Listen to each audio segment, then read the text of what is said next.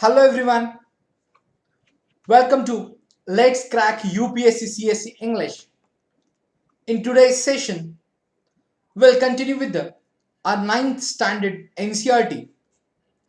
Yes friends, it's my pleasure to welcome you all on Unacademy, India's largest learning platform, where you will get unlimited access for live and recorded classes, daily live lectures, structured courses and live tests. It's me, Rushikesh Inamdar, guiding UPSC aspirants from last 8 years. You can follow me on Unacademy, and also you can join our Telegram group using this link. Yes.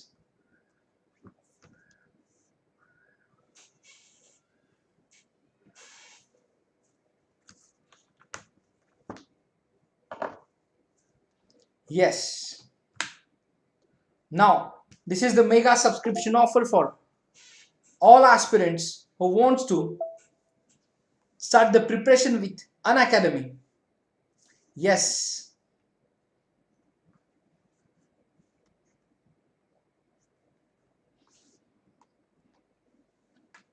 So, you will get extra subscription.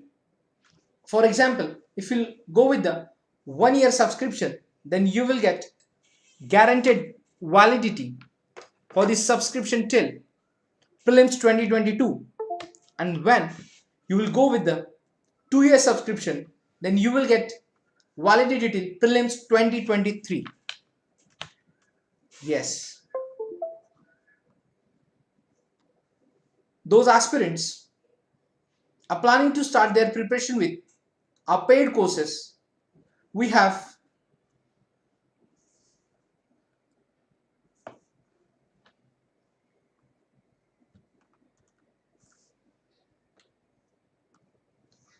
yes friends, we have paid courses like Plus and Iconic subscription, where you will get 10% discount after using referral code RBI Life. Yes.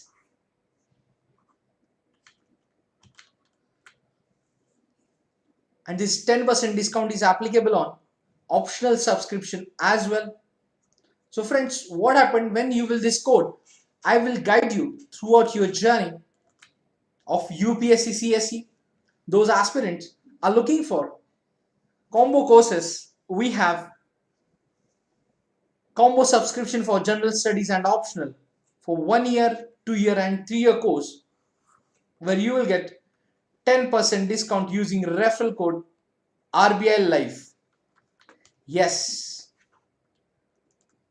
So those aspirants pursuing their graduation or after their 12th examination, they can go with our Iconic subscription, where you will get complete support. That is, you will get the all features of Plus courses along with personal guidance, study planner, expert guidelines in our Iconic subscription. Yes. Congratulations to all aspirants who have cracked their UPSC CSE main examination 2020. Now for them, we are providing a free comprehensive interview guidance program. Yes, our Unacademy's interview panelists and mentors will guide them to the preparation of interview. Yes. So where we'll conduct the DAF analysis, mock interviews and flexible schedule as per their convenience. And now here, those aspirants wish or think to attend interview in next year, that is 2022, they must qualify preliminary examination and main examination. So Unacademy will help them with the test series program. So we have free test series program.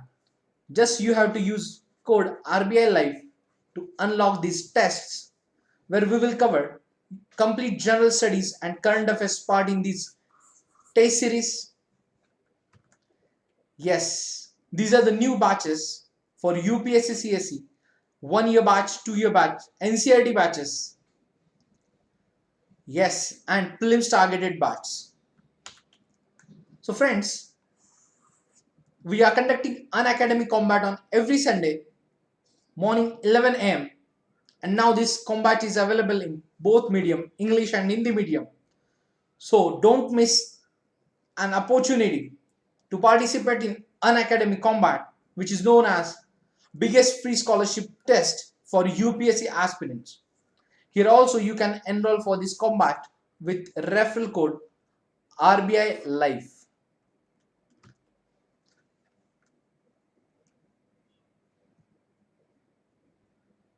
Yes, friends.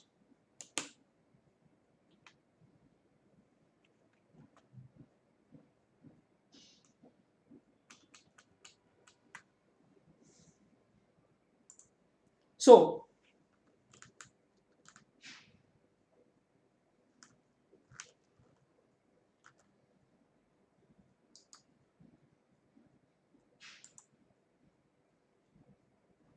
we'll start today's marathon session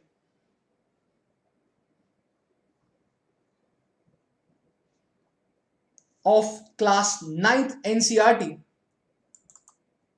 Yes, Democratic Politics 1, where we have covered almost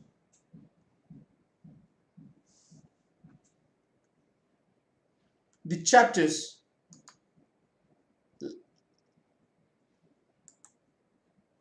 Yes.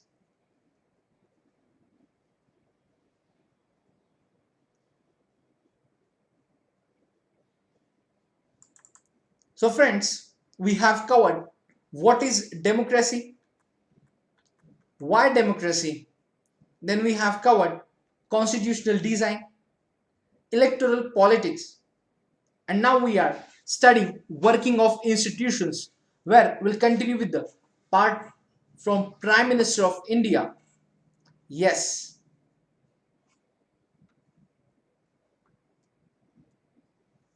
So here we have covered these chapters, and now we'll continue with this working of institution in today's session and democratic rights.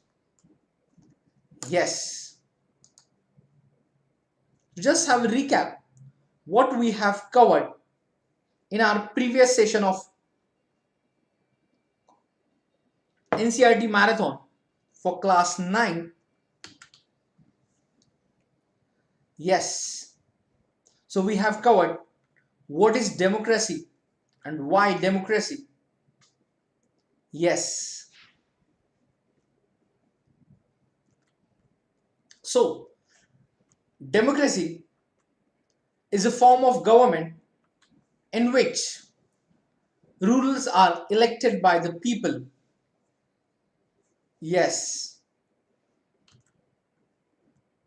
So we have covered the meaning of these rulers, elections, meaning of the people, and form of government. Yes. Then we have covered free and fair elections,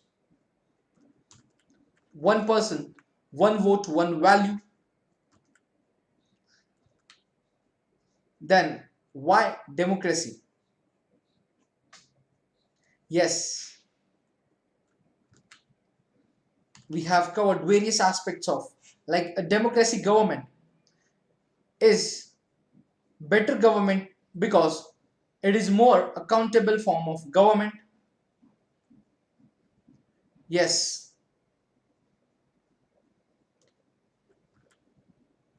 Then we have covered broader meaning of democracy. Then constitutional design we have covered in our previous session with the example of South Africa.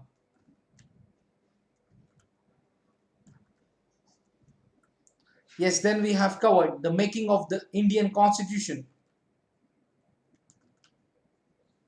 Yes, guiding values of the Indian Constitution.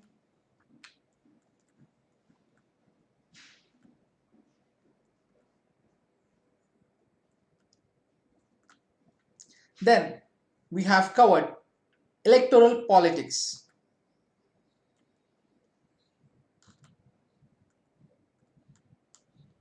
Yes. What is your system of election? Yes. Then election campaign.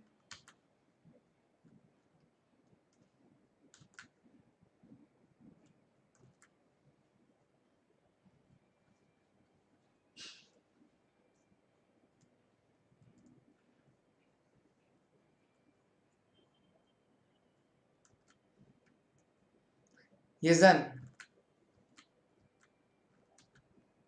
challenges to free and fair elections we have covered in previous session. Now we'll continue with the working of institutions. So friends, we have covered, yes, like democracy is not just about people electing their rulers. So in a democracy, the rulers have to follow some rules and procedures. So they have to work with and within institutions. Yes.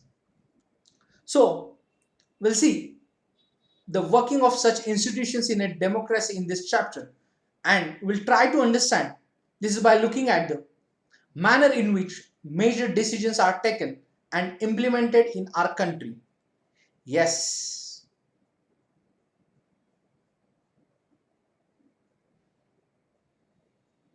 So here we shall quickly summarize the working of institutions in short, and where we'll also study in the case of each institution we ask what does the institution do, how is this institution connected to other institutions, what makes its functioning more or less democratic.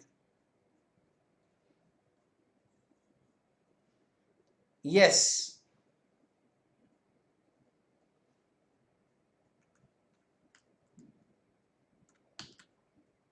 So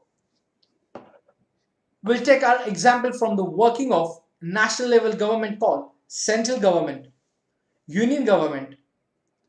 So it says only government of India.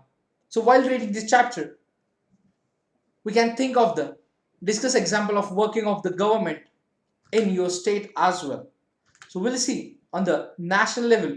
So we have covered this major policy decision, that is a government order we have discussed in earlier session, the decision makers. Yes, so need for political institutions. Then we have started parliament. So why do we need a parliament? Yes, then we have covered two houses of parliament. Then we have covered a day in the life of the Lok Sabha, political executive, political and permanent executive. Now we'll see with the Prime Minister and Council of Ministers. Yes, so we have studied about there are three types of ministers like cabinet ministers, minister of state with independent charge, and minister of state. So basically cabinet minister are usually top level leaders of ruling party of or parties who are in charge of the major ministries. So usually the cabinet ministers meet to take decision in the name of the council of ministers, and cabinet is thus the inner ring of the council of ministers. It comprises about 25 ministers. Yes, ministers of state within independent charge are usually in charge of smaller ministries. They participate in the cabinet meetings only when specially invited. Then minister of state are attached to and required to assist cabinet ministers, since it is not practical for all ministers to meet regularly and discuss everything, and the decisions are taken in cabinet meetings. So that is why parliamentary democracy in most countries is often known as the cabinet form of government, and the ministers may have different views and opinions, but everyone has to own up to every decision of the cabinet. Cabinet meetings. Yes. So, no minister can openly criticize any decision of the government, even if it is about another ministry or department. Yes, every ministry has secretaries who are civil servants.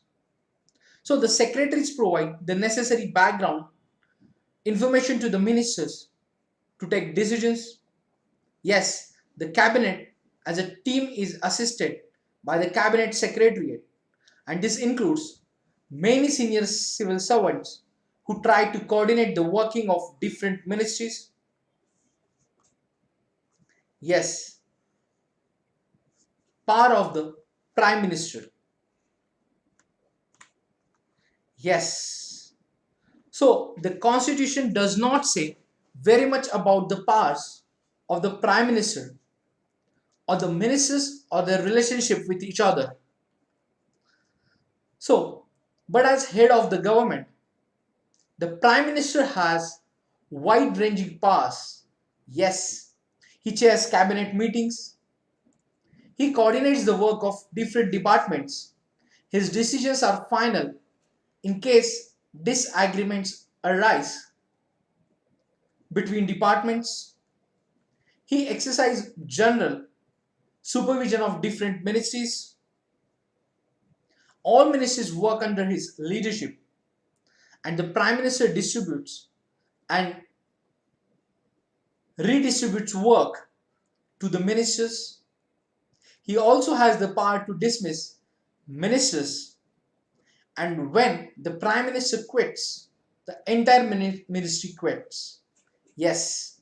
So, thus, if the cabinet is the most powerful institution in India, so within the cabinet, it is the prime minister who is most powerful. The powers of the prime minister in all parliamentary democracies of the world have increased to so much in recent decades. So the parliamentary democracies are sometimes seen as prime ministerial form of government. So as political parties have come to play a major role in politics, the prime minister controls the cabinet and parliament through the party. Yes, the media also contributes to this trend by making politics and elections as a competition between top leaders of parties. So in India too, we have seen such tendency towards the concentration of powers in the hands of the Prime Minister. Yes, Jawaharlal Nehru, the Prime Minister of India, exercised enormous authority because he had great influence over the public. Yes, Indira Gandhi was also very powerful leader compared to her colleague in the cabinet. So of course, the extent of power wielded by a prime minister also depends on the personality of the person holding that position. Yes. However, in recent years, the rise of coalition politics has imposed certain constraints on the power of the prime minister. Yes.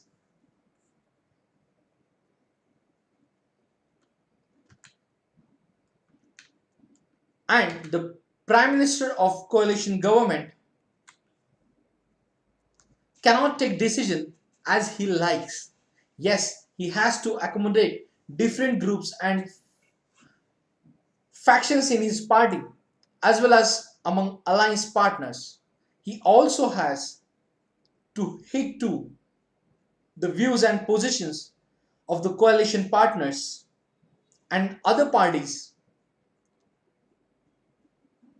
on whose support the survival of the government depends.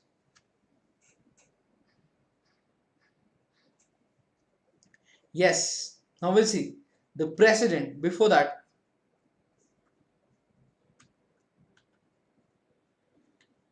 just see the cartoons like working of institutions like addition and subtraction. Yes.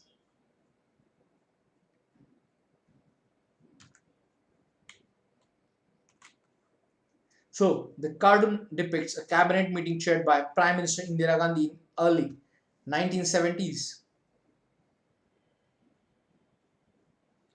At the peak of her popularity,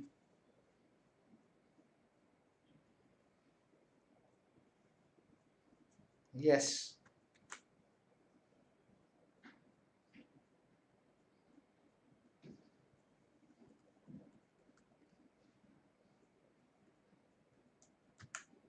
Now, now we'll see the president. Yes.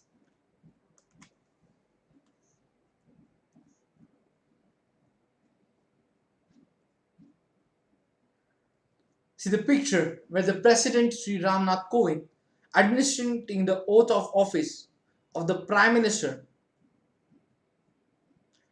to Sri Narendra Modi at swearing ceremony at Rashtrapati Bhavan on 30th May 2019. Yes.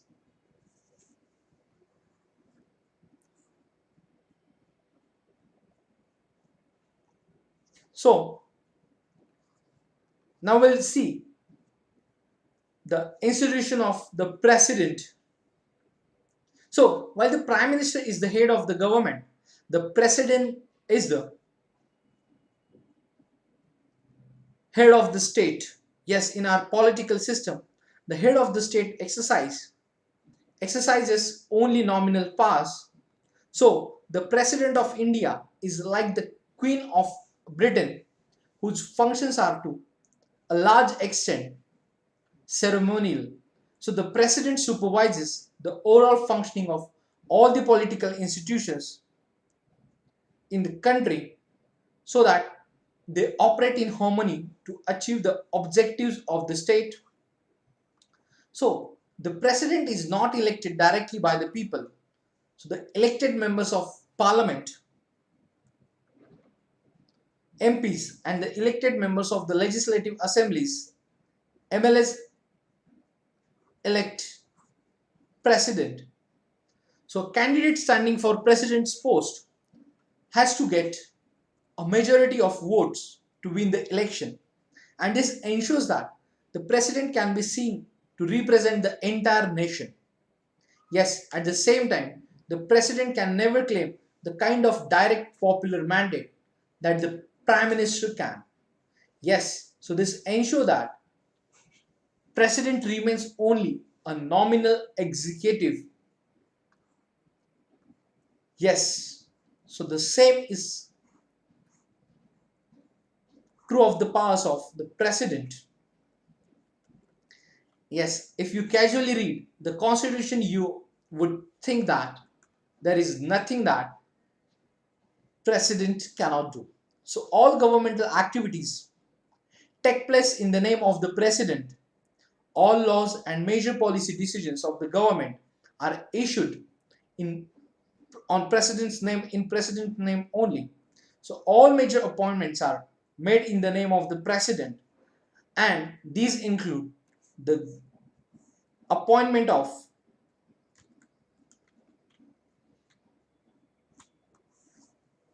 the Chief Justice of India, the judges of the Supreme Court and the High Courts of the states, the governors of the states, the election commissioners, ambassadors to other countries, etc. So all international treaties and agreements are made in the name of the president.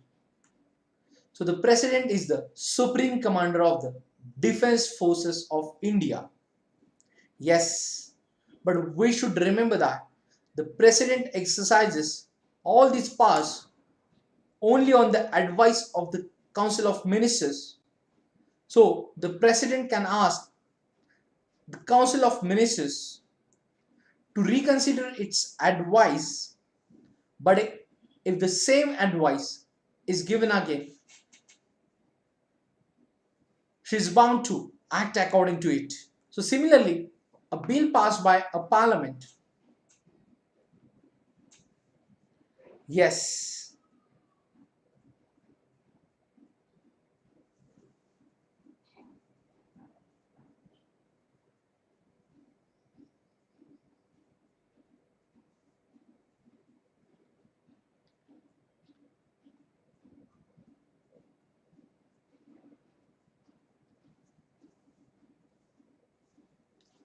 so the president is the supreme commander of the defense forces of our country, and we should remember that the president exercises all these powers only on the advice of the Council of Ministers. So the president can ask the Council of Ministers to reconsider its advice. But if the same advice is given again, she is bound to act accordingly to it. So similarly, a bill passed by the parliament becomes law only after the president gives accent to it. So if the president wants, can delay this for some time and sends the bill back to the parliament for reconsideration. But if parliament passes the bill again, then she has to sign it. Yes.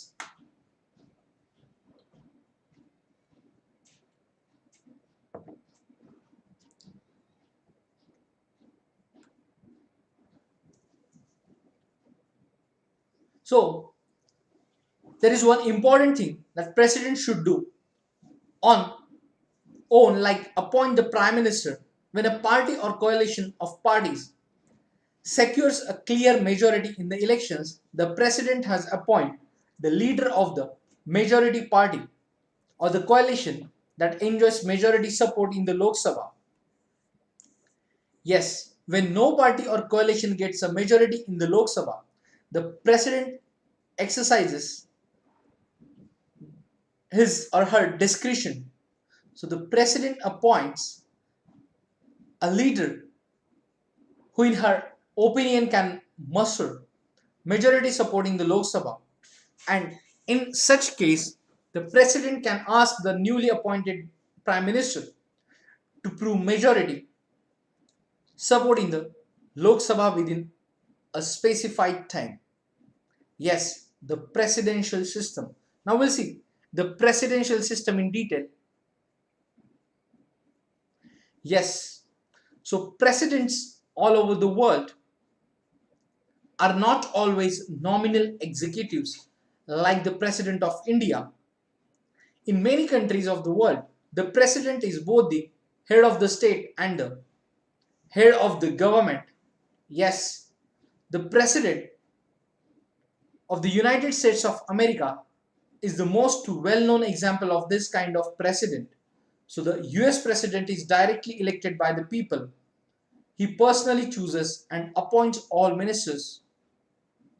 The lawmaking is still done by the legislature called the Congress in the US, but the president can veto any law. Most importantly, the president does not need the support of the majority of the members in the Congress, and neither is he answerable to them. Yes, he has fixed tenure of 4 years and completes it even his party does not have a majority in the Congress. So, this model is followed in most of the countries of Latin America and many of the ex-Soviet Union countries. So, given the centrality of the president, the system of government is called the presidential form of government. And in countries like us that follow the British model, so the parliament is supreme. Therefore, our system is called the parliamentary system of government. Yes.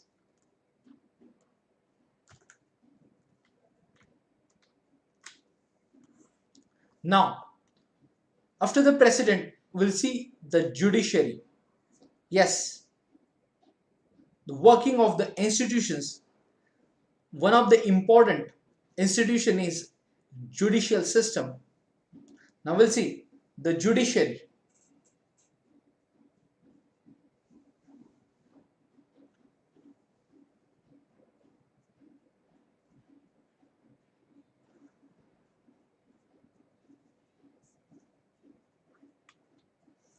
So let us return one final time to the story of office memorandum that we started with. Yes, the time. Let us now recall the story we have learned that.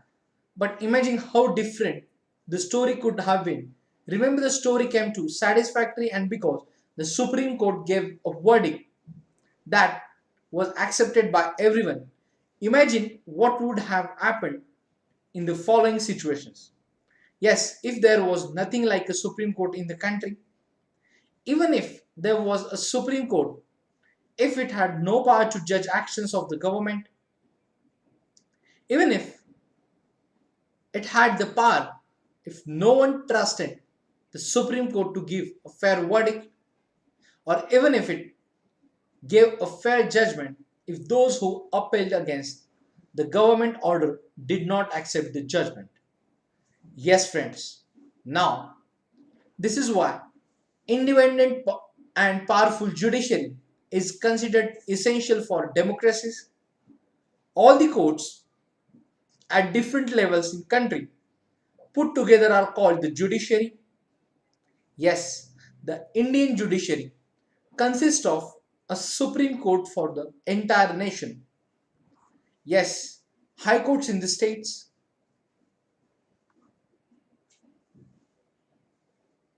district courts and the courts at the local level. So the India has an integrated judiciary. It means a Supreme Court controls the judicial administration in the country and its decisions are binding on all other courts of the country.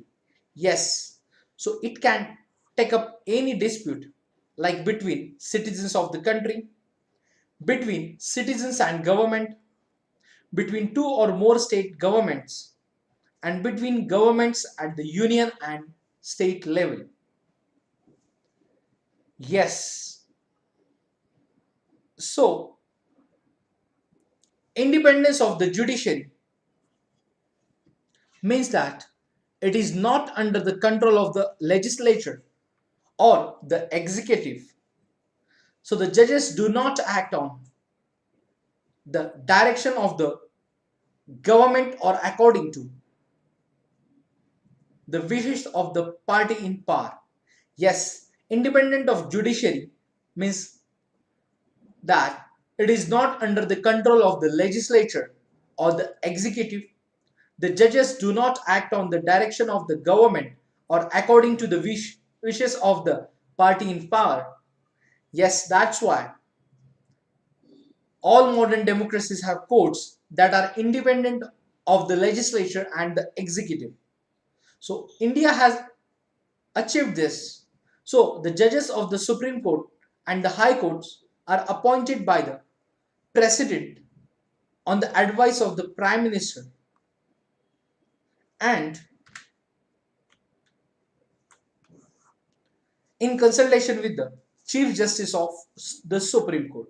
Yes, in practice it now means that the senior judges of the Supreme Court select the new judges of the Supreme Court and the High Courts. There is very little scope for interference by the political executive. The senior most judge of the Supreme Court is usually appointed the Chief Justice.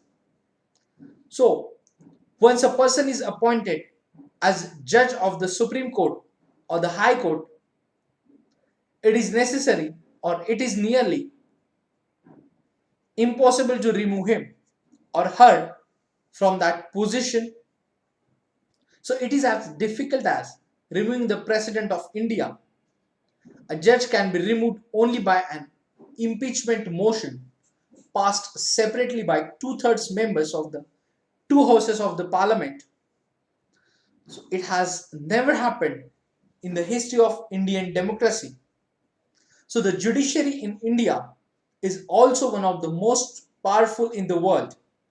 So the Supreme Court and High Courts have the power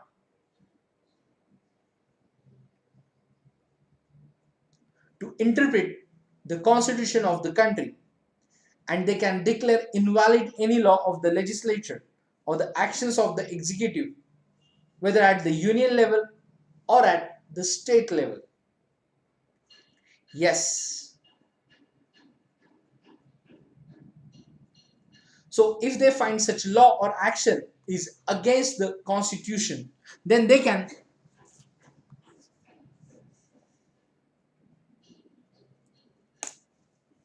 declare that particular law invalid. Yes. Now, thus they can determine the constitutional validity of any legislation or action of the executive in the country when it is challenged before them. Yes, this is known as the judicial review. So, the courts, they can determine the constitutional validity of any legislation or action of the executive in the country when it is challenged before them, and this is known as the judicial review. Yes, the Supreme Court of India has also ruled that the core or basic principle of the constitution cannot be changed by the parliament. Yes. So, the powers and the independence of the Indian judiciary allow it to act as the guardian of the fundamental rights. Yes, we shall see in the next chapter, that is the citizen have right to approach the courts to seek remedy in case of any violation of their rights. So in recent years, the courts have given several judgments and directives to protect public interest and human rights. So anyone can approach the courts if public interest is hurt by the actions of government. So this is called public interest litigation, and the courts intervene to prevent the misuse of the government's power to make decisions. They check malpractices on the part of public officials. That is why the judiciary enjoys a high level of confidence among the people. Yes. So here is the picture, that is in July 2017. The Chief Justice of India, Sri Justice J.S. Kehar, administering the oath of the office of the President of India to Sri Ramnath Kovind at swearing in ceremony in the Central Hall of Parliament. Yes, in New Delhi.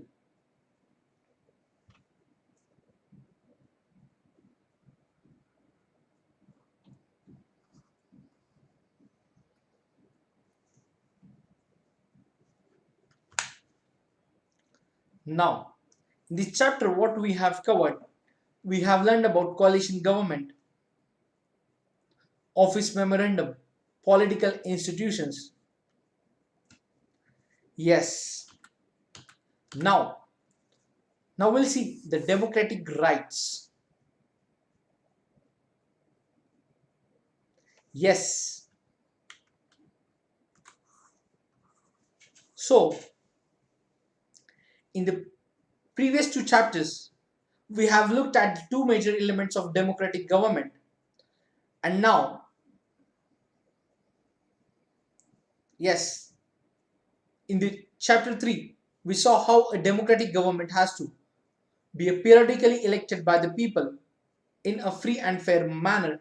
In chapter 4, we learned about a democracy must be based on institutions that follow certain rules and procedures. Yes. So, these elements are necessary but not sufficient for a democracy. So, elections and institutions need to be combined with a third element. Yes, enjoyment of rights to make a government democratic. So, even the most properly elected Rulers working through the established institutional process must learn not to cross some limits. So citizens' democratic rights set those limits in a democracy. Yes, this is what we take up in this final chapter. Like we begin by discussing some real life cases to imagine what it means to live without rights. And this leads to a discussion on what we mean by rights and why do we need them. So, as the previous chapters, the general discussion in followed by a focus on India, we discuss one by one fundamental rights in the Indian Constitution. Then we turn to how these rights can be used by ordinary citizens and who will protect and enforce them. And finally, we take a look at how the scope of rights has been expanding. Yes, now we'll see democratic rights in detail. Now first, we'll see the life without rights. Yes. So, in this book we have mentioned rights again and again. Now, if you remember, we have discussed rights in each of the four preceding chapters. Yes.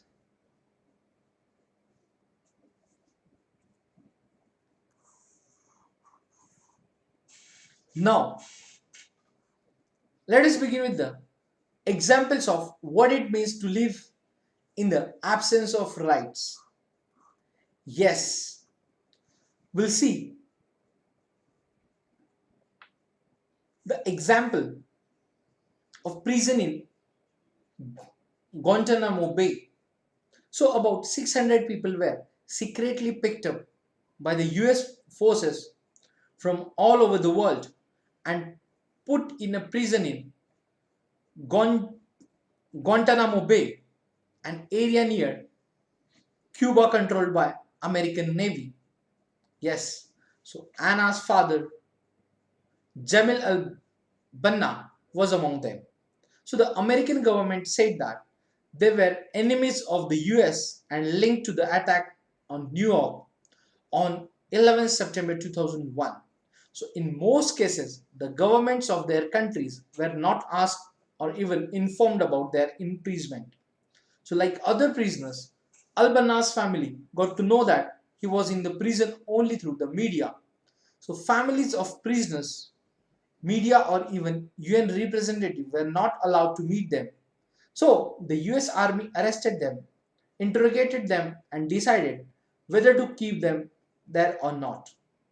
Yes, there was no trial before any magistrate in the US and nor could these prisoners approach courts in their own country. So Amnesty International, an international human rights organization, collected information on the conditions of the prisoners in Guantanamo Bay and reported that the prisoners were being tortured in ways that violated the US laws. Yes, they were being denied the treatment that even prisoners of war must get as per international treaties. Many prisoners had tried protesting against these conditions by going on a hunger strike. So prisoners were not released even after they were officially declared not guilty. So an independent inquiry by the United Nations supported these findings and the UN Secretary General said the prison in Guantanamo Bay should be closed down. So the US government refused to accept this. Please. Yes. So see, there's one letter given in this chapter. Dear Mr. Tony Blair, firstly, how are you? I sent a letter 2 years ago. Why didn't you reply? I was waiting for a long time, but you did not reply. Please, can you give me an answer of my question? Why is my dad in prison? Why is he far away that Guantanamo Bay. I miss my dad so much. I have not seen my dad for 3 years. I know my dad has not done anything because he's a good man. I hear everybody speak about my dad in nice way. So your children spend Christmas with you, but me and my brother and sisters have spent Eid alone without our dad for 3 years. What do you think about that? I hope you will answer me this time. Thank you.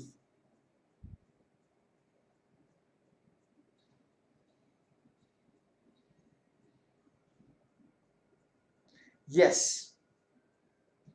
From Anas Jamil Ilbanna, 9 years old. Yes, this is the letter was sent to Mr. Tony Blair. Yes.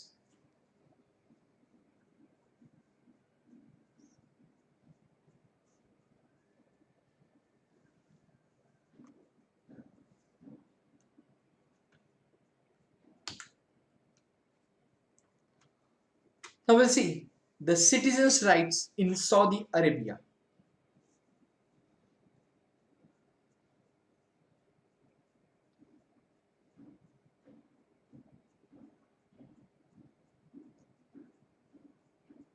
Yes, the case of Guantanamo Bay looks like an exception, for it involves the government of one country denying rights to citizens of another country. Let us therefore look at the case of Saudi Arabia and the position of the citizens with regard to their government. Yes, consider the facts like the country is ruled by hereditary king and the people have no role in electing or changing their rulers. The king selects the legislature as well as the executive. He appoints the judges and can change any of their decisions. Yes, citizens cannot form political parties or any political organization. Yes, media cannot report anything that the monarch does not like. Yes, so there is no freedom of religion. Every citizen is required to be Muslim. Non-Muslim residents can follow their religion in private but not in public. So, women are subjected to many public restrictions. The testimony of one man is considered equal to that of two women, and this is true not just of Saudi Arabia. There are many countries in the world where several of these conditions exist. Yes, now we'll see the ethnic massacre in Kosovo. Yes,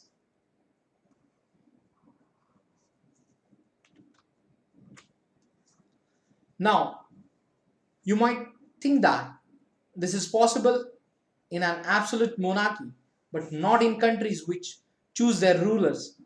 Just consider this story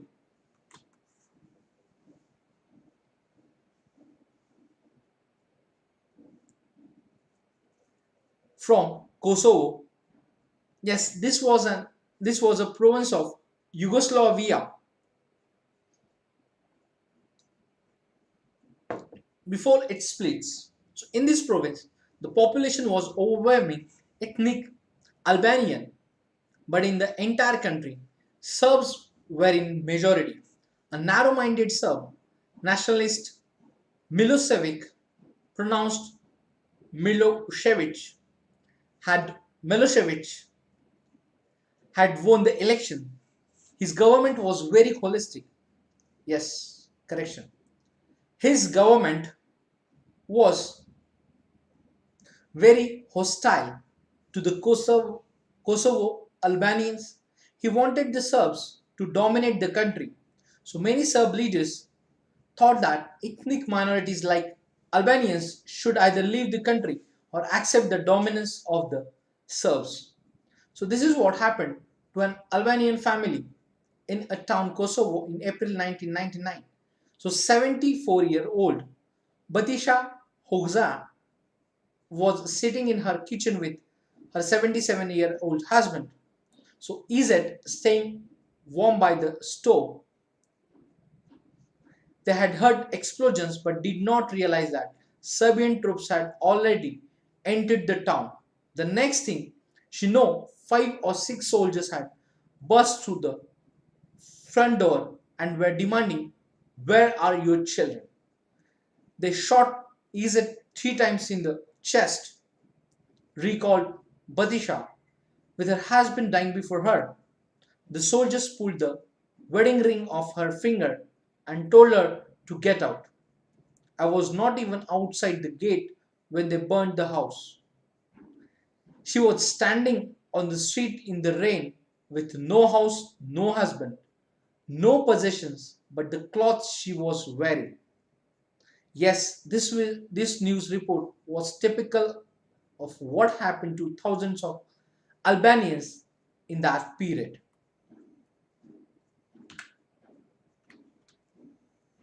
Yes, do you remember that this massacre was being carried out by the army of their own country, working under the direction of the leader who came to power through democratic elections? And this was one of the worst instances of killing based on ethnic prejudices in recent times. So finally, several other countries intervened to stop this massacre. So Milchuvik lost power and was tried by the International Court for Justice for crimes against humanity. Yes, now we'll see the rights in democracy.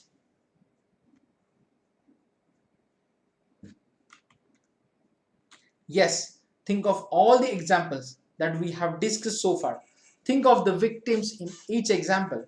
The prisoners in Guantanamo Bay, women in Saudi Arabia,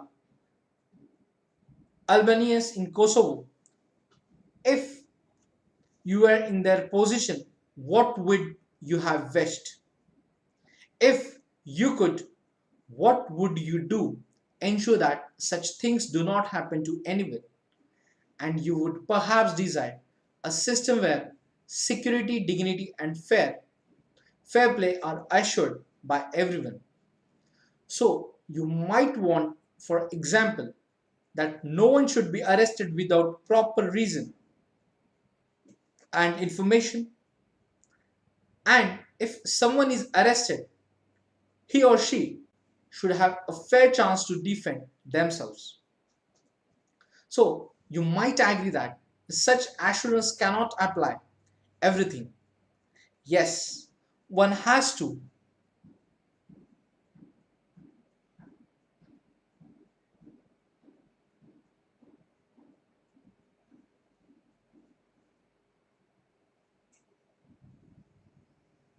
One has to be reasonable in what one expects and demands of everyone else.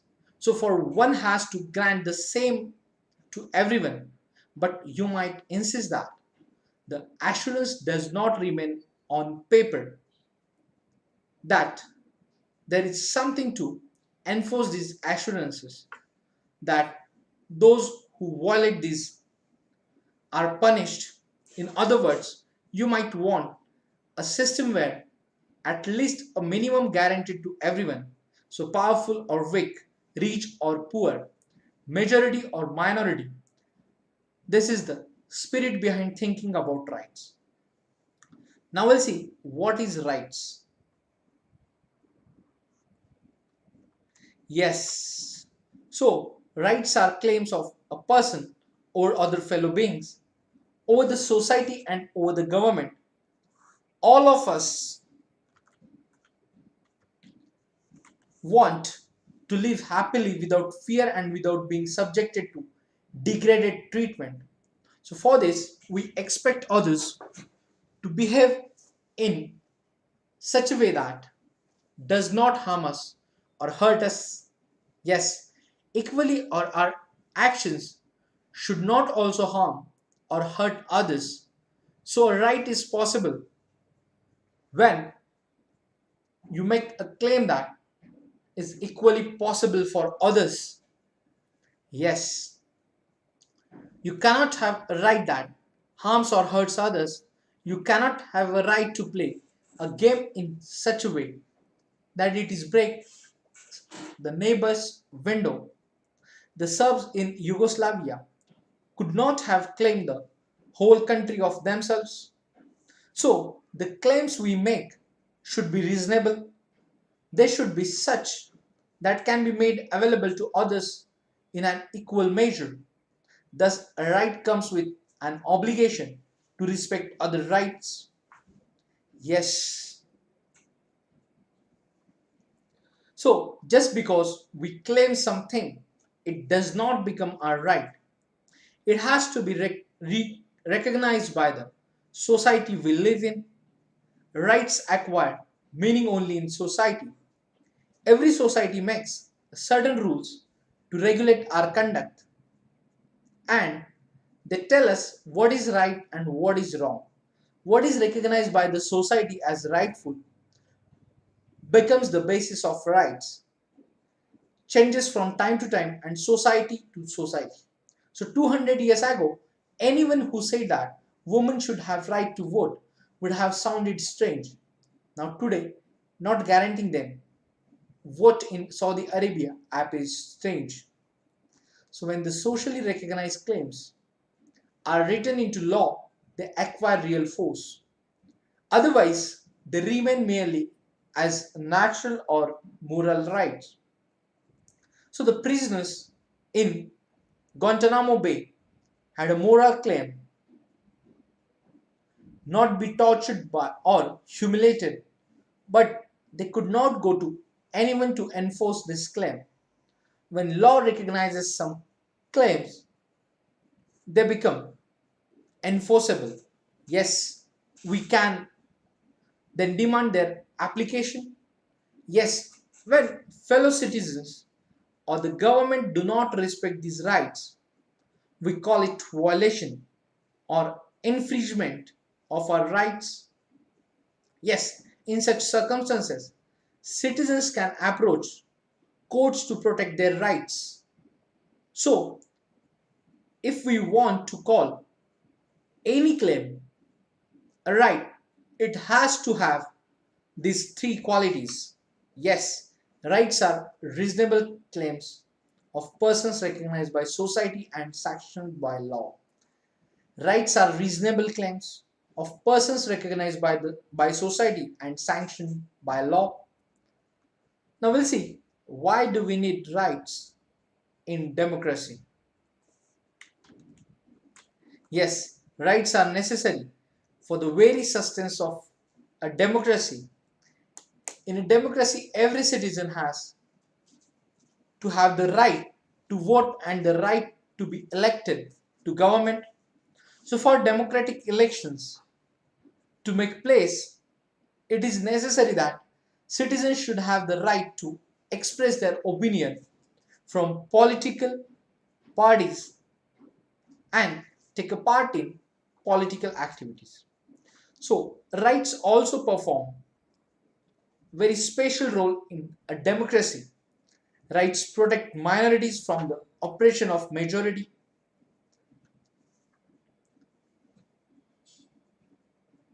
They ensure that the majority cannot do whatever it likes. Yes, rights are guarantees which can be used with when things go wrong.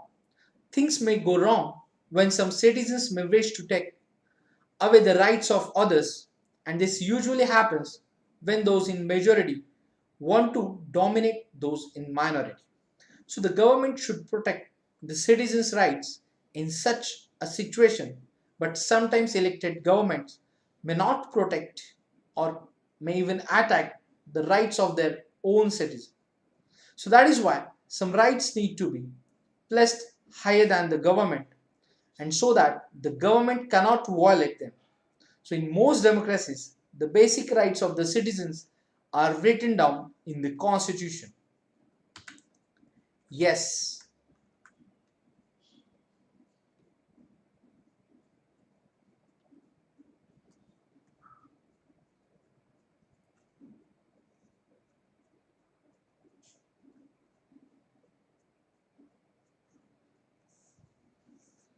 So,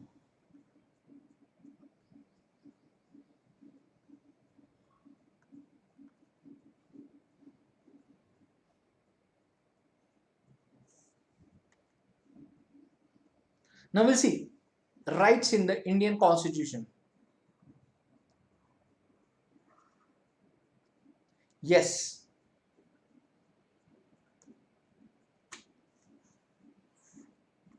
see the fundamental rights: right to equality, right to freedom, right to against exploitation, a right to freedom of religion, cultural and educational rights, and right to constitutional remedies.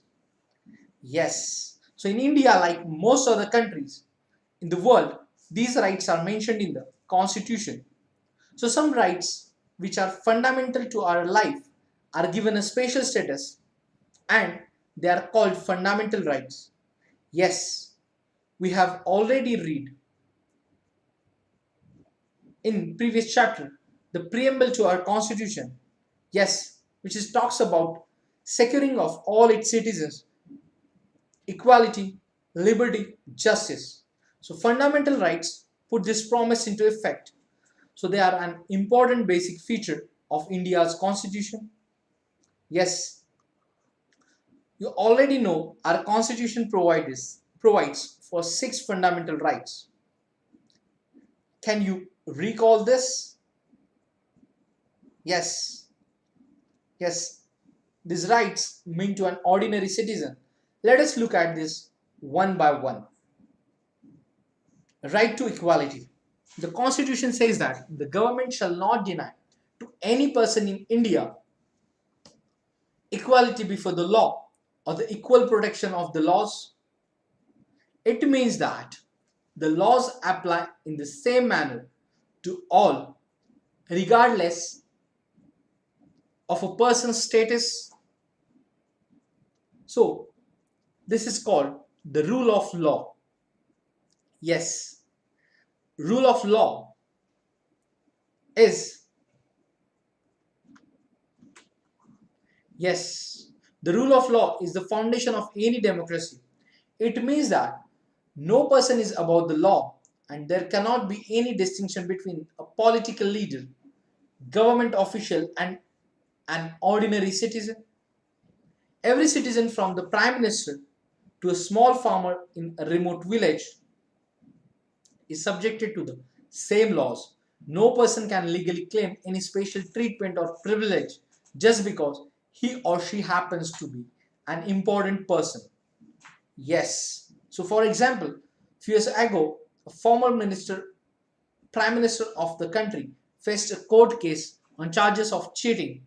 The court finally declared that he was not guilty, but as long as case continues, he had to go to the court, give evidence, and file papers just like any other citizen.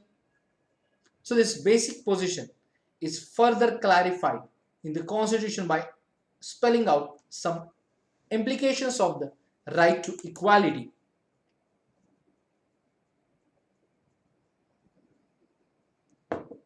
The government shall not discriminate against any citizen on grounds only of religion, race, caste, sex, or place of birth. So every citizen shall have access to public places like shops, restaurants, hotels, and cinema halls. So similarly, there shall be no restrictions with regard to the use of wells, tanks, bathing ghats, roads, playgrounds, and places of public resorts maintained by government or dedicated to the use of general public.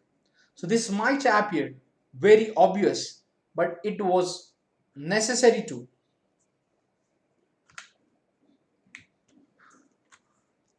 incorporate these rights in the constitution of our country, where the traditional caste system did not allow people from some communities to access all public places. Yes, the same principle applies to public jobs. All citizens have equality of opportunity in matters relating to employment, or appointment to any position in the government, no citizen shall be discriminated against or made ineligible for employment on the grounds mentioned above. Yes. So the government of India has provided reservations for scheduled caste, scheduled tribes and other backward classes. Yes, various governments have different schemes for giving preferences to women, poor or physically handicapped in some kinds of jobs. Yes.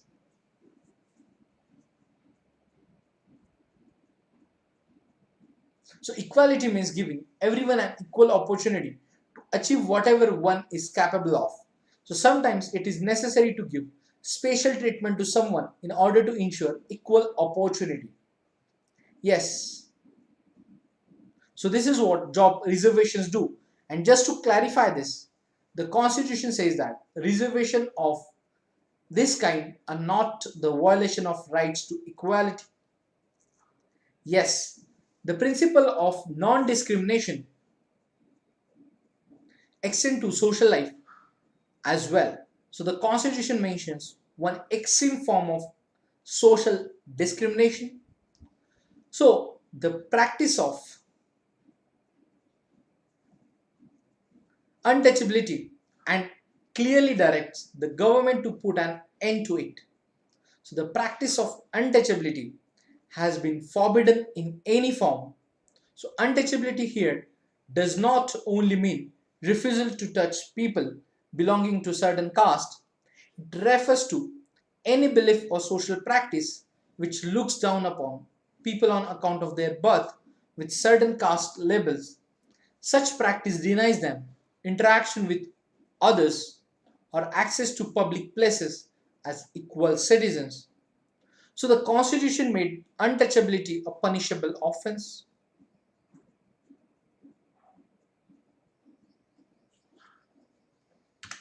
Yes. Now, many forms of untouchability we'll see. In 1999, P. Sainath wrote a series of news sports in the Hindu describing untouchability and caste discrimination that was still being practiced against Dalits and persons belonging to scheduled caste. He traveled to various parts of the country and found that in many places the stalls kept two kinds of cups, one for Dalits and one for others. Yes, barbers refused to serve Dalit clients. Dalit students were made to sit separately in the classroom or drink water from separate pitcher.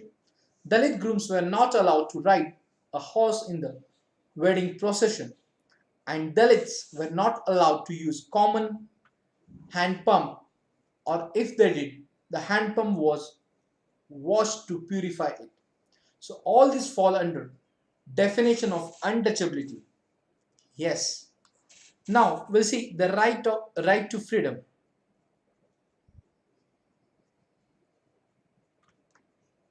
Yes, freedom means absence of constraints. In practical life, it means absence of interference in our affairs by others. So be it other individuals or the government, we want to live in society, but we want to be free. We want to do things in the way we want to do them. Yes, others should not dictate us what we should do. So under the Indian Constitution, all citizens have the right to freedom of speech and expression, assembly in a peaceful manner, form association and unions, move freely throughout the country, reside in any part of the country, and practice any profession or to carry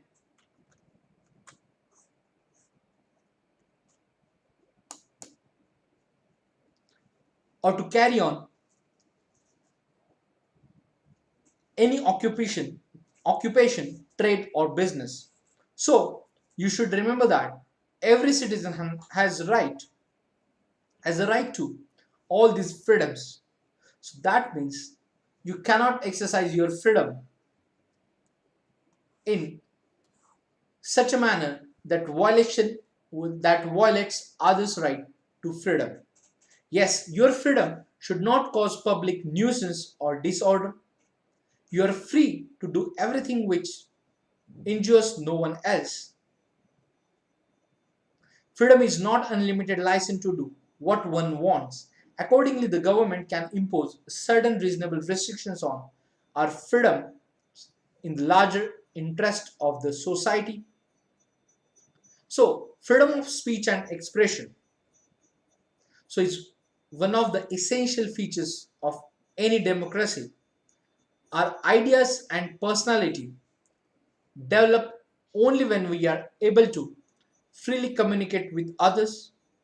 Yes, you may think differently from others. Even if 100 people think in one way, you should have the freedom to think differently and express your views accordingly. Yes, you may be disagree with a policy of government or activities of an association. You are free to criticize the government or the activities of the association in your conversation with parents, friends, and relatives. So, you may be publicize your views through a pamphlet, magazine, or newspaper. So, you can do it through paintings, poetry, or songs. So, however, you cannot use this freedom to instigate the violence against others. You cannot use it to incite people to rebel against government.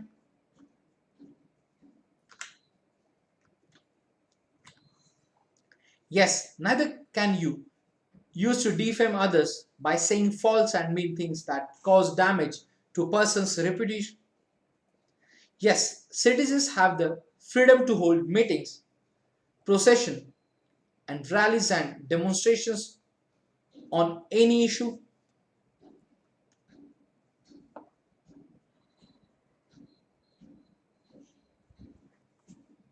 Yes, they may want to discuss a problem, exchange ideas, mobilize public support to a cause, or seek voters for a candidate or party in an election. So, but such meetings have to be peaceful. They should not lead to public disorder or breach of peace in society. So, those who participate in these activities and meetings should not carry weapons with them. Yes, citizens also can form associations. For example, workers in factory can form a workers union to promote their interests. Some people in town may come together to form an association to campaign against corruption or pollution. Yes, as citizens, we have the freedom to travel to any part of the country. Yes, we are free to reside and settle in any party of the territory of India. Yes, let us say a person who belongs to the state of Assam wants to start a business in Hyderabad. Yes, he may not have any connection with that city. He may not have even seen it even. Yet, as a citizen of India, he has the right to set up base there. So this right allows lakhs of people to migrate from villages to towns and from poorer regions of the countries to prosperous regions. Yes, and big cities, the same freedom extends to choice of occupations. No one can force to do or not to do certain job. Women cannot told that some kinds of occupations are not for them. So people from deprived caste cannot be kept to their traditional occupations. So the Constitution says that no person can be deprived of his life or personal liberty except according to procedure established by law. It means that no person can be killed unless the court has ordered a death sentence. It also means that a government or police officer cannot arrest or detain any citizen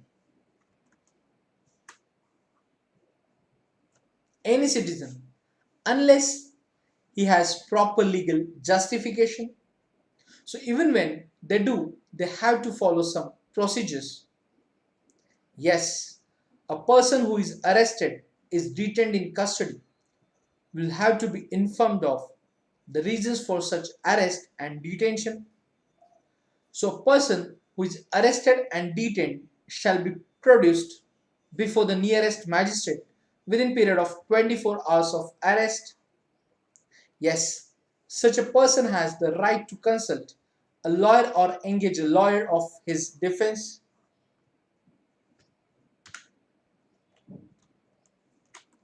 Yes, let us recall the cases of Guantanamo Bay and Kosovo. The victims in both cases faced a threat to the most basic of all liberties and the protection of individual life and personal liberty. Now we'll see.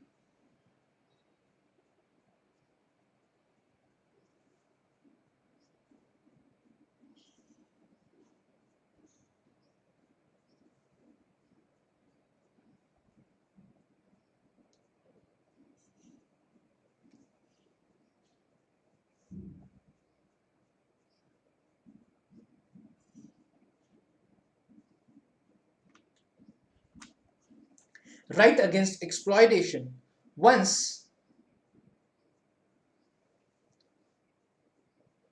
the right to liberty and equality is granted, it follows that every citizen has a right not to be exploited. Yet the constitution makers thought is what necessary to write down certain clear provisions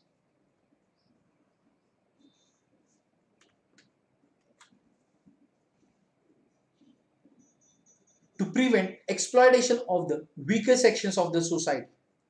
So the constitution mentions three specific evils and declares these illegal. First, the constitution prohibits traffic in human beings. Yes. So here,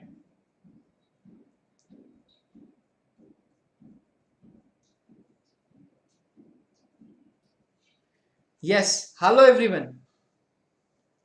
This is the NCERT of ninth standard. Yes. So the Constitution mentions three specific evils and declares these illegal. First, the Constitution prohibits traffic in human beings. So, traffic here means selling and buying of human beings, usually women, for immoral purposes. Second, our Constitution also prohibits forces, labor, or beggar in any form. So, beggar is a practice where the workers is forced to render service to the master free of charge or at nominal remuneration. When this practice takes place on a lifelong basis, it is called the practice of bonded labor. So finally, Constitution also prohibits child labor. No one can employ a child below the age of 14 to work in any factory or mine or in any way other hazardous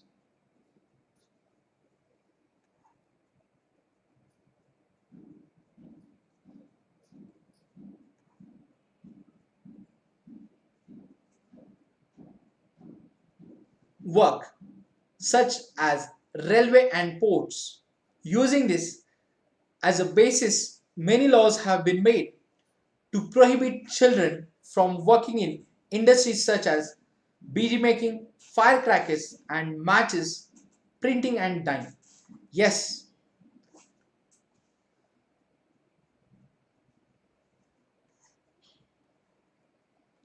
सो हमारी constitution द्वारा द्वारा कुछ fundamental rights का हम जिक्र कर रहे हैं इस लेक्चर में. So where right against exploitation. Yes. So our constitution mentions few evils. Yes. Then right to freedom of religion, cultural and educational rights. So right to freedom of religion, where every person has right to profess, practice and propagate the religion. Yes. So right to freedom includes right to freedom of religion as well. So constitution makers were very particular to state it clearly. Yes. So a secular state is that does not establish any one religion as official religion. So Indian secularism practices an attitude of a principled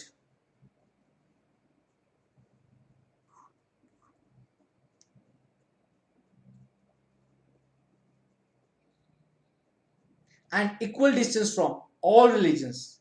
Yes, so every person has a right to profess, practice and propagate the religion he or she believes in. So every religious group or sect is free to manage its religious affairs. Yes, so a secular state is one that does not confer any privilege or favor on any particular religion. Yes, nor does it punish or discriminate against people on the basis of religion they follow.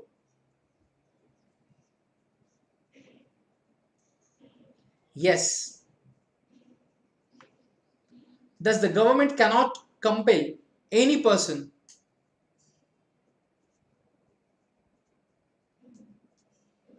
to pay any taxes for the promotion or maintenance of any particular religion or religious institution. So there shall be no religious instruction in the government educational institutions. So in educational institutions managed by private bodies, no person shall be compelled to take part in any religious instructions or to attend any religious worship.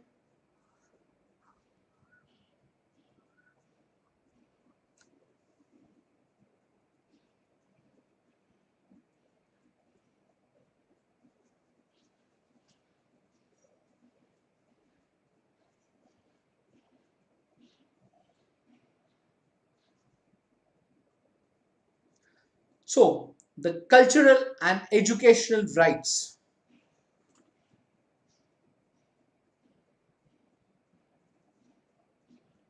So we might wonder why the constitution makers were particular. Yes, we'll discuss that part as well. The tax levies on religious institutions. We'll see all those things. Yes, keep patience. Yes. So cultural and educational rights. Yes.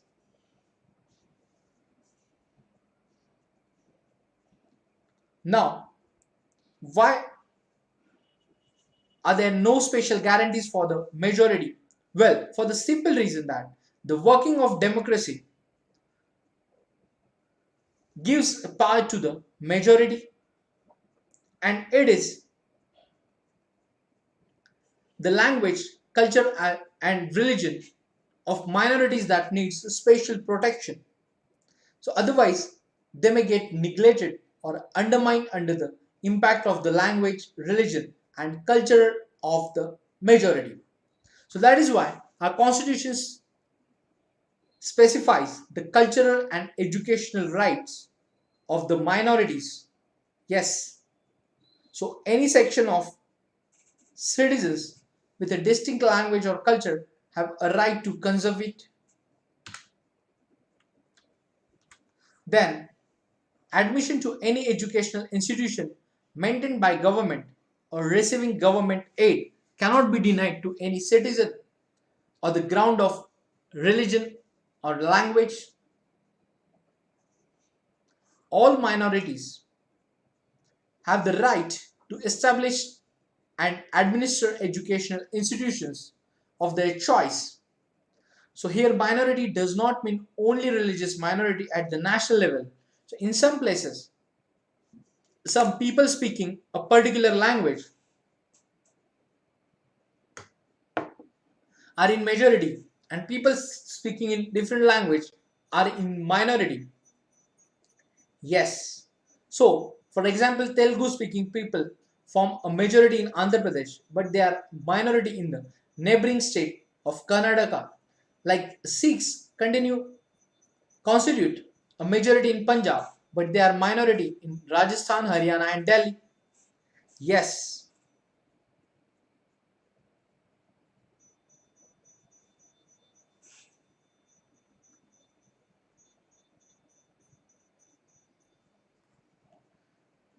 Sure, we'll conduct the question answer sessions as well. Please attend all the sessions of NCERT marathon. Yes. Now, so there are right to constitutional remedies too, where we can secure all these rights mentioned in our constitution. Yes. So the right to constitutional remedies is the heart and soul of our constitution, which was expressed by the drafting committee chairman Dr. B.R. Ambedkar. So the fundamental rights are guaranteed against the actions of legislatures, the executive, and any other authorities instituted by the government. Yes, so there can be no law or action that violates the fundamental rights of citizens. Yes. Then we have National Human Rights Commission.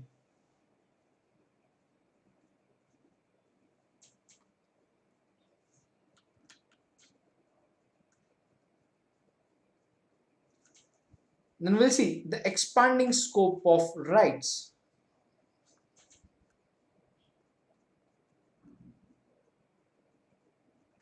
Yes. So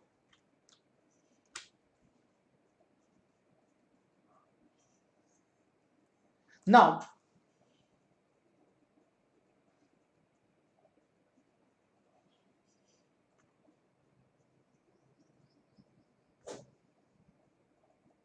so fundamental rights are the source of all rights. So our constitution and law offices or law offers a wider range of rights over the years, and the scope of rights has expanded. Yes. So sometimes it leads to expansion in the legal rights that the citizen can enjoy from time to time.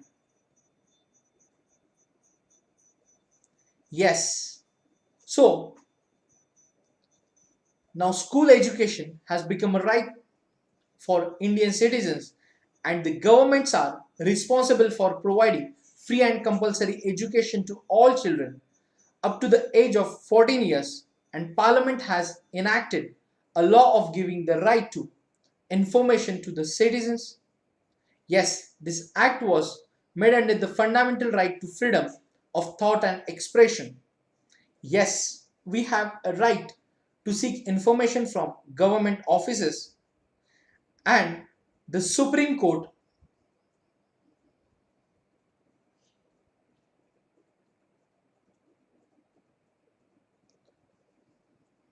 has expanded the meaning of the right to life to include the right to food. And also rights are not limited only enumerated in the Constitution. Yes, so Constitution provides many more rights which may not fundamental rights. For example, the right to property is not a fundamental right, but it is constitutional right. Right to vote in election is an important constitutional right. Yes.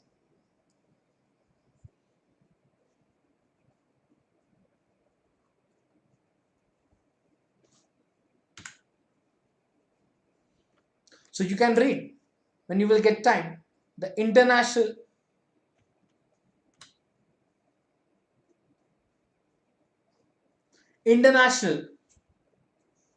Covenant on Economic, Social and Cultural Rights. Yes. So some international covenants have also contributed to the expansion of rights. So friends, what we have covering in NCERT, you can read the stories and few topics when you will get idle time. Yes. So the international covenant recognize many rights that are not directly part of the fundamental rights in the Indian Constitution. Yes, this has not yet become an international treaty, but human rights activists all over the world see this as a standard human rights, which includes right to work, opportunity to everyone to earn livelihood by working, right to safe and healthy working conditions, fair wages that can provide decent standard of living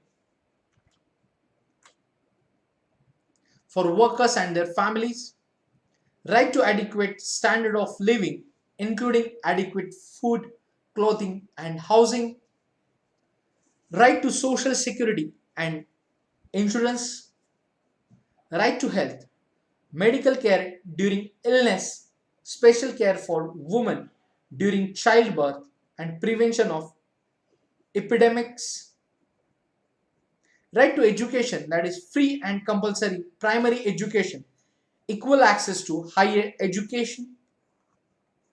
Yes.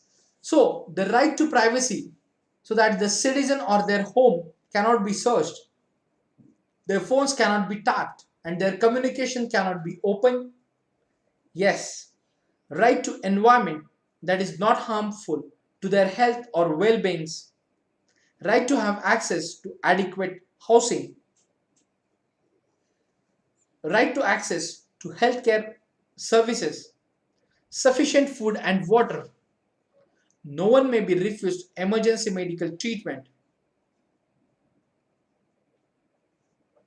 Yes. So many people think that the right to work, right to health, right to minimum livelihood, and right to privacy should be made fundamental rights in India as well. Yes.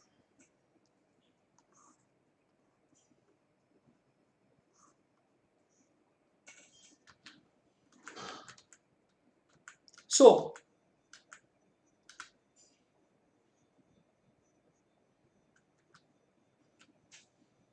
you can check the schedule. Tomorrow we have 10th standard marathon and we have all these details. You can watch the YouTube video on fundamental rights in our Inspire crash course for more details.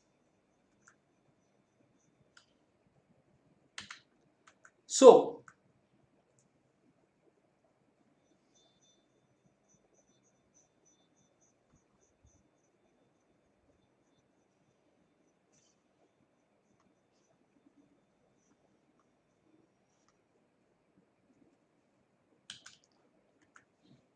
in this chapter, democratic rights, we have covered where we have learned the stories where prison in Guantanamo Bay, citizens' right in Saudi Arabia, ethnic massacre in Kosovo, yes, then rights in democracy. So we have covered the importance of rights, why we need rights in democracy. Then we have covered the rights in the Indian Constitution, that is fundamental rights, right to equality, right to freedom.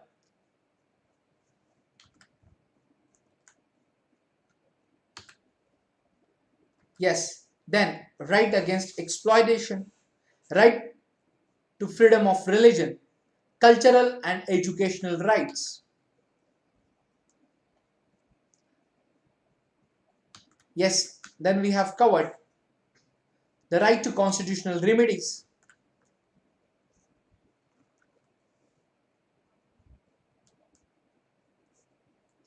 Yes, then National Human Rights Commission. NHRC.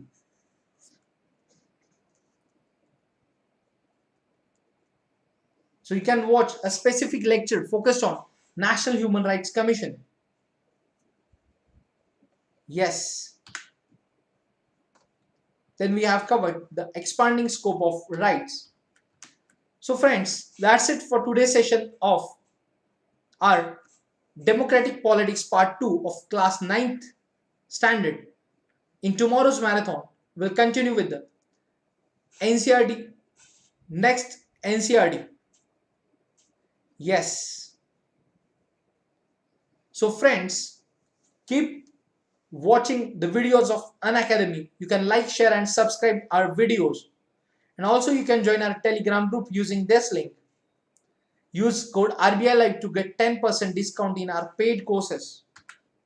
So friends, see you in the next lecture with new topic.